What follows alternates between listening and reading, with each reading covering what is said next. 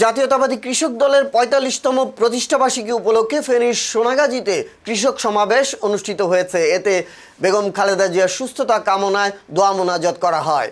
শনিবার ৬ ডিসেম্বর ফেনী জেলা কৃষক দলের উদ্যোগে সোনাগাজী মোহাম্মদ সাবের পাইলট উচ্চ বিদ্যালয় মাঠে এই সমাবেশের আয়োজন করা হয়। জেলা কৃষক দলের সভাপতি জসিমউদ্দিনের সভাপতিত্বে এতে প্রধান অতিথি ছিলেন সংগঠনটির চট্টগ্রাম বিভাগীয় সাংগঠনিক সম্পাদক অ্যাডভোকেট রবিউল হাসান পলাশ, জেলা সাধারণ সম্পাদক শামসুদ্দিন খোকন এবং উপজেলা ছাত্রদলের সাবেক সিনিয়র যুগ্ম আহ্বায়ক রফিকুল ইসলামের যৌথ সঞ্চালনায় সমাবেশে আরও বক্তব্য রাখেন আইইউবির ভাইস চেয়ারম্যান প্রকৌশলী মোতাহার হোসেন, উপজেলা বিএনপির আহ্বায়ক জয়নাল আবেদিন বাবলু, সদস্য সচিব সৈয়দ আলম ভূঁইয়া, পৌর বিএনপির আহ্বায়ক মঞ্জুর হোসেন বাবর, সদস্য সচিব নিজামুদ্দিন, উপজেলা যুব দলের আহ্বায়ক খুরশিদ আলম ভূঁইয়া, পৌর যুব দলের আহ্বায়ক ইকবাল হোসেন, সদস্য সচিব রাসেল হামিদি, জেলা মহিলা দলের সিনিয়র সহসভাপতি জান্নাতুল ফেরদৌস মিতা, উপজেলা বিএনপির সাবেক সাংগঠনিক সম্পাদক আবুল কালাম আজাদ, জেলা যুব দলের সিনিয়র সদস্য দাউদুল ইসলাম মিনার সহ আরও অনেকে।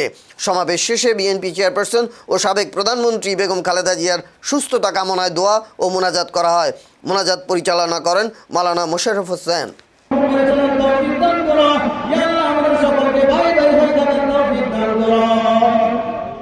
سبحان ربك رب العزة عما يصفون وسلام على المرسلين يا الله شيخ دريا তোমার কাছে মাওলা ইয়া আল্লাহ তুমি বেগম জিয়াকে সুস্থ করে দাও ইয়া আল্লাহ তুমি আগের মতো আল্লাহ ইয়া আল্লাহ আগের মতো তুমি আল্লাহ তার মধ্যে স্পিড দান দাও ইয়া আল্লাহ আগের মতো যেন মানুষের জন্য কথা বলতে পারে আল্লাহ আগের মতো যেন সুন্দর হয়ে দাঁড়ায় মানুষের জন্য কথা বলতে পারে ইয়া আল্লাহ টান করে দেন আল্লাহ জালেমের বিরুদ্ধে অত্যাচারের বিরুদ্ধে আল্লাহ ইন্ডিয়ার বিরুদ্ধে আল্লাহ বাংলাদেশের স্বাধীনতার বিরুদ্ধে যারা রয়েছে তাদের বিরুদ্ধে কথা বলার সেই তৌফিক দান করো ইয়া আল্লাহ রব্বুল আলামিন সকলের পরিয়ারকে তুমি কবুল করে নাও দেশ থেকে সুস্থ করে দাও সুবহান রাব্বিকা রব্বিল ইজ্জাতি আম্মা ইয়াসিফুন ওয়া সালামুন আলাল মুরসালিন ওয়ালহামদুলিল্লাহি রাব্বিল আলামিন।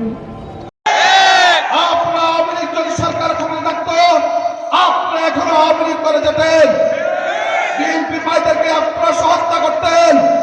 প্রিয় মুসলিম ভাইরা, আজকে জামাত একটি শান্তিপূর্ণ দল হিসেবে প্রতিষ্ঠিত হয়েছে। আপনাদের সামনে আমি দুটি কথা তুলে ধরতে চাই।